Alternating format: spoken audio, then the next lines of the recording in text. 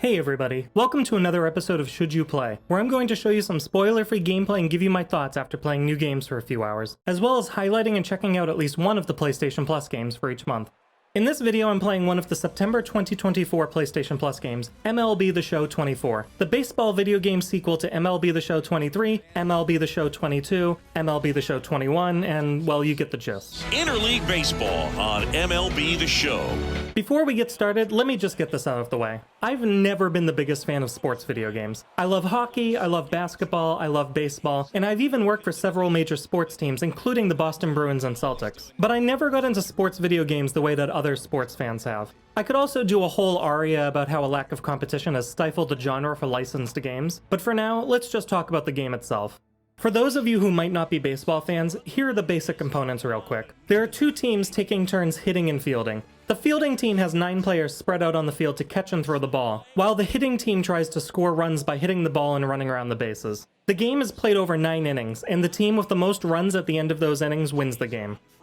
Overall, gameplay feels fine. I enjoyed batting and fielding much more than I did pitching's repetitive nature, but the gameplay felt a lot more natural than it did in MLB The Show 19, which was the last game in the franchise that I played. Though I think that hitting a home run might be a little too easy now. Another homer. He's done it again. His second homer of the game. And they add a couple more. It's 17-0. You can keep an eye on players trying to steal bases as the pitcher. You can call in relief pitchers, switch up the batting order, and check on players' stats, which are updated to reflect real-world changes on a regular basis. And the game teaches new players how to manage controls as you're playing, rather than starting you off with a tutorial where every control scheme is thrown at you all at once. If you're playing a true 9-inning game though, I have to say that gameplay can get repetitive quick, and I usually got bored by the time I got to the end of the 5th or 6th innings. There are a couple of different game modes in MLB The Show 24, and they're pretty much the same as previous editions of the game. You have Road to the Show, which allows you to create and manage your own player, starting with impressing scouts and making your way to the major leagues. You have Franchise Mode, where you can become the general manager of your favorite teams. March to October, which is designed to place you into key moments of a team's season to focus on critical plays and decisions. And Exhibition Mode, which offers a few different options between casual quick play and classic play. Finally, you also have Diamond Dynasty, which is probably the more complex of the main game modes, in which you can build a dream team with past and present players by combining card collecting elements with competitive gameplay, in addition to competing against other players online.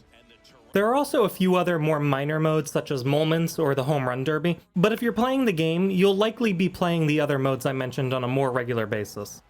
The main new additions to MLB The Show 24, however, are the 2 new story modes where you can live out career moments from players such as Jose Mendez and Josh Gibson, as well as a mode dedicated to Derek Jeter's career specifically. You make it to the major leagues, you're just trying to stay there, so you really don't have much time to celebrate. Additionally, you can also now play as a female player in Road to the Show, with a specifically designed narrative, though the gameplay is essentially the same outside of text-based cutscenes.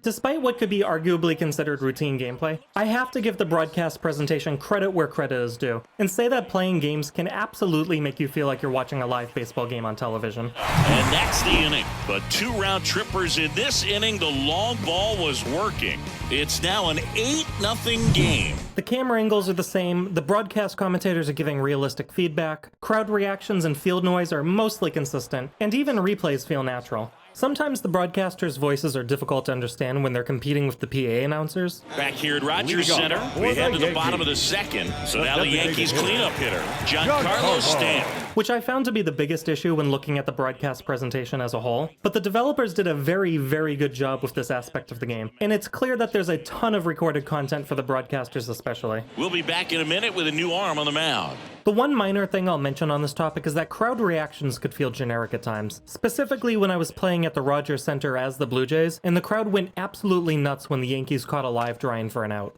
Line drive to short and caught.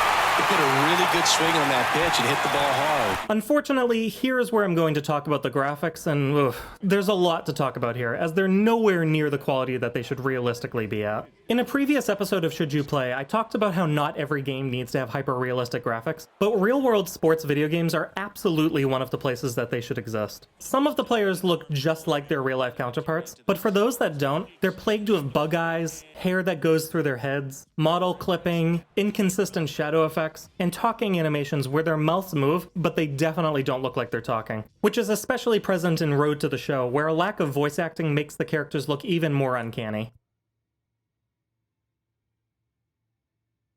Character models in the crowd were often even worse and resulted in some really bizarre looking people. And for a game series that really doesn't update much else between annual versions of the game, it's always disappointing to see how the graphics are never really improved. However, I will say that there appears to be more animations compared to past versions, and between batting animations, running animations, and casual movements, those still looked pretty decent.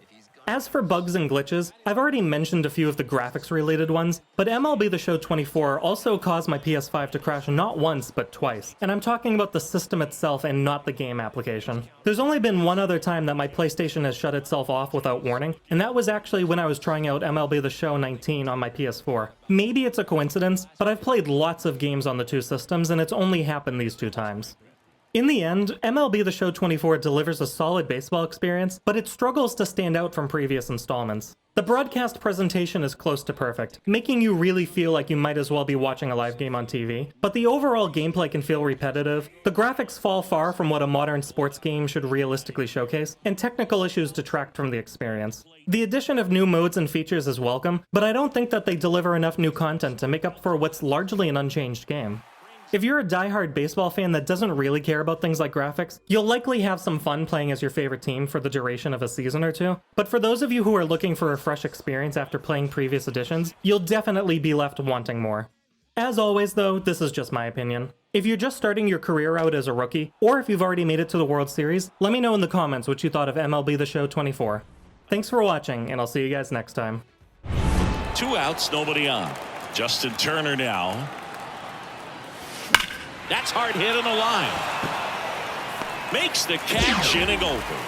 So it's 4 runs for him on 5 hits. No errors, no one left. On now to the bottom of the 4th. The Jays are out in front, 17-0.